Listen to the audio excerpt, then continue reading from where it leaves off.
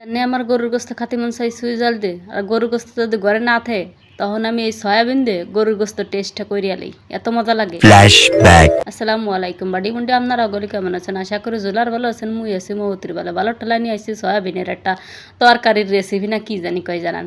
এইটা আছে কি না জানেন, সয়া নাগেট কি কয় আমি কইতেন না এইটা কোন ধরনের, কিন্তু আমি আর একটা যেটা খাইছি সেটা হচ্ছে সয়াবিন, ওইটাও ভালো লাগে, এইটাও অনেক ভালো লাগে।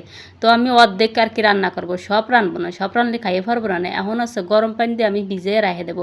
এই খাউনটা অনেক ভালো লাগে, আমি কিন্তু আগে ভরে খাইনি, বিয়ের পরে এই খাউনটা একবার খাই, এখন আমি বুঝি কি টেস্ট।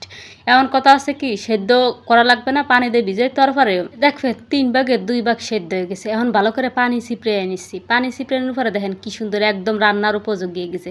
এখন আমি ওই যে একখানি নিয়ে নিছি, আপনার কি কয় জানেন নি, কন দিয়ে সুইজাল কয়, এটা বাগেরহাটেতে আনছিলাম, তা শেষে নিচ্ছি 4 খণ্ড করে।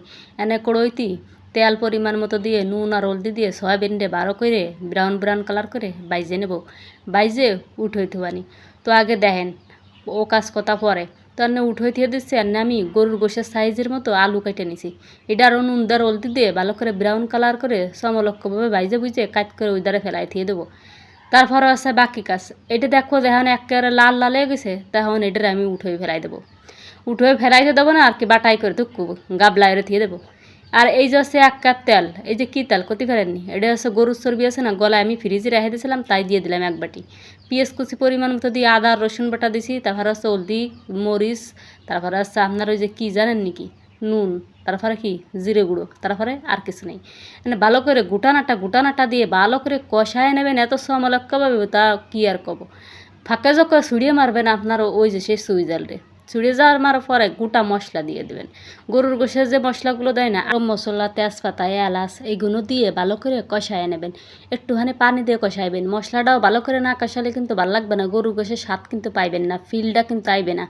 তো এনে বাইজে রাখা ওই যে 2 উপকরণ ছিল তাই দিলাম ডাইলে, আমার সয়াবিন আর আলু দিয়ে এটার একটু লাড়াছাড়া দিয়ে ভালো করে মশলা মিশিয়ে একটু কষায় নিলাম। কষায় নিয়ে আর এই ক্ষেত্রে চলে যাব গড়ে। কোন গড়ে যাব? কোথাও আমি যাব না, ভালো করে কষিয়ে নিয়ে ওয়াটার দিয়ে দেবো 1.5 কাপ পরিমাণের।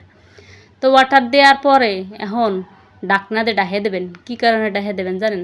আলু যদি একটু হালকা শক্ত থাকে সেটাও গলে যাবে, আর লাড়াছাড়া দেওয়া যাবে না। এইটা না বিশ্বাস করেন পুরো গরুর গোশের মতো হয়েছে, না খালি বুঝবেন না, এত স্বাদ লাগে, এত মজা লাগে। যখন দেখবেন গুঁড়ো গড়াই বুড়োই গরুর গোস্ত খাতে চাবে, গরুর গোস্ত যেন বাসায় না থাকবে, ঠিক সোয়াবিন দিয়ে এরমভাবে রাঁধতে দেবেন, দেখবেন তারা মনে করবে কি হাতির গোস্ত রাঁধতে দিচ্ছেন। এনে ফাঁকা জোকে দিয়ে দিলাম জিরের গুঁড়ো আর গরম মশলার গুঁড়োটা দিয়ে দেবেন। কিন্তু কথা হচ্ছে কি আমার বাসায় নাই, মুই গরিবস, ভীষণ গরিবস, ঘরে অনেক কিছু নাই।